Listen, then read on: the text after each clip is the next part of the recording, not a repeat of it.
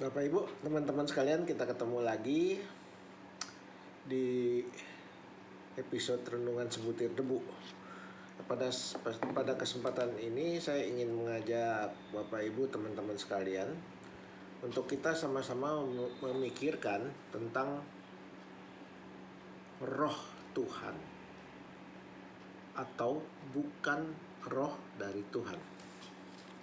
Karena dalam 1 Yohanes, kitab 1 Yohanes 4 ayat 1 itu ditulis ya, saya bacakan, jangan percaya akan setiap roh. Jadi maksudnya jangan percaya sama sembarangan roh ya, tapi ujilah roh-roh itu apakah mereka berasal dari Allah. Sebab banyak nabi-nabi palsu yang telah muncul dan pergi ke seluruh dunia. Ya, jadi jangan percaya pada sembarangan roh. Karena iblis juga adalah roh. Setan roh. Ya, jin juga roh. Roh Kudus adalah roh yang paling besar dari semua yang ada di alam semesta ini. Nah, Roh Kudus itu selalu berasal daripada Tuhan. Tuhan itu adalah firman. Dalam Yohanes pasal 1 ayat 1 sampai 4 ditulis, pada mulanya adalah firman. Firman itu bersama-sama dengan Allah. Firman itu adalah Allah itu sendiri. Dan tanpa Dia tidak ada satupun yang jadi. Artinya firman Allah adalah Allah sendiri. Firman adalah Allah yang menciptakan alam semesta. Ya, dalam Kejadian 1 ditulis Roh Allah keliling-keliling di atas air. Lalu berfirmanlah Allah, jadilah terang, jadilah gelap, pisahin air dan daratan, ya, dan sebagainya. Nah, itu adalah Roh Kudus, dan firman tidak bisa dipisahkan, harus merupakan satu kesatuan. Nah, firman Allah yang ada dalam firman Tuhan, yang ada dalam Alkitab, itu juga mengandung firman yang kudus dan Roh Kudus itu sendiri. Karena itu, kalau Roh Kudus itu tidak bisa bertentangan dengan firman yang kudus. Roh Kudus selalu bersatu, bersinergi dengan firman yang kudus. Karena itu adalah Allah sendiri. Nah, jadi bagaimana kita membedakan Roh Kudus yang dari Tuhan atau roh lain yang ngaku-ngaku sebagai Roh Kudus? Ya, sekarang banyak penyembuhan-penyembuhan yang dilakukan pakai nama Tuhan Yesus. Tapi masalahnya apakah benar itu dari Tuhan atau bukan? Berbahasa roh, bukankah setan juga roh? Jadi bahasanya ya bahasa roh. Ya. Roh Kudus dan roh bukan kudus juga roh. Setan juga roh, Tuhan juga roh. Tapi setan itu roh yang membangkang kepada Tuhan dan sudah dihukum. Tapi dia ingin jadi Tuhan, setiap kali ingin jadi Tuhan dan ingin menyamar jadi Tuhan. Makanya banyak nabi-nabi palsu. Menurut 1 Yohanes 4 ayat 1. Ya. Jadi hati-hati.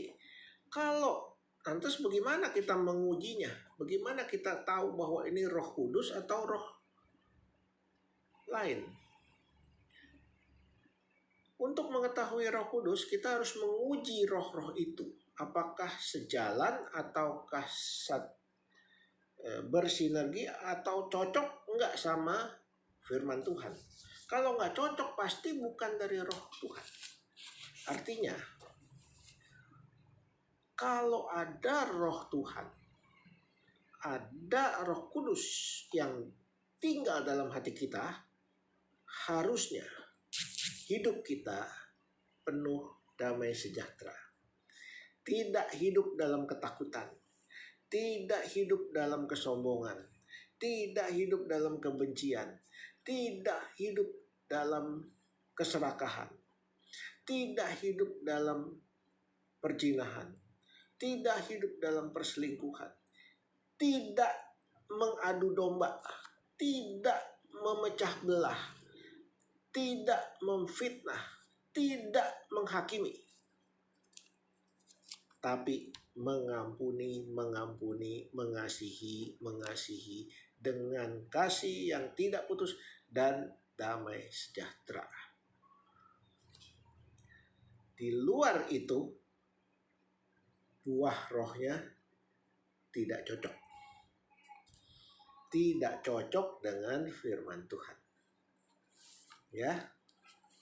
Jadi hati-hati Bapak Ibu. Kita harus benar-benar waspada. Karena buah roh, kalau buah Roh Kudus, itu kan beda. Kasih, sukacita, damai sejahtera, kesabaran, kemurahan, kebaikan, kesetiaan, suka memberi, kelemah lembutan, ya, bisa menguasai diri, tidak memecah belah tapi mempersatukan, mengampuni, bukan menghakimi, ya. Itu roh Allah atau Roh Kudus. Ya. Kalau kita hidup di dalam Roh Kudus atau pimpinan Roh Kudus, hendaklah kita juga dipimpin oleh roh itu. Ya. Kalau kita dipenuhi Roh Kudus, kita tidak mungkin gila hormat. Karena apa? Roh Kudus mengajarkan kita rendah hati. Karena Tuhan sendiri yang mengatakan, barang siapa merendahkan diri akan aku tinggikan. Barang siapa meninggikan diri akan aku rendahkan. Ini perintah Tuhan Yesus. Jangan gila hormat. Jangan saling menantang. Jangan saling mendengki. Itu ada di dalam Galatia 5 ayat 22, 23, 24, 25, 26. Coba Bapak Ibu baca sekalian, ya. Jadi Bapak Ibu, itu bedanya Roh Kudus dan roh palsu, ya, atau roh nabi palsu. Sangat beda, dan sebaiknya sebelum kita mengikuti acara-acara apapun, ujilah roh-roh itu supaya jangan kita tersesat. Ini perintah Tuhan yang ditulis dalam 1 Yohanes 4 ayat 1. Coba dibaca, diingat. Supaya jangan tersesat oleh roh nabi palsu.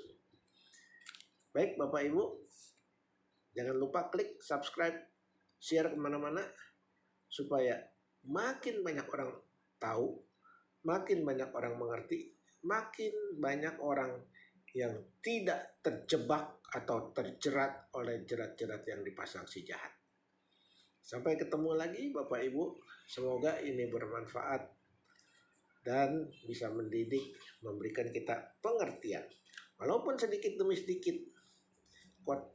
renungannya pendek-pendek, tapi yang saya inginkan adalah pengertian. Sedikit demi sedikit, lama-lama kita bisa jadi bukit. Sampai ketemu.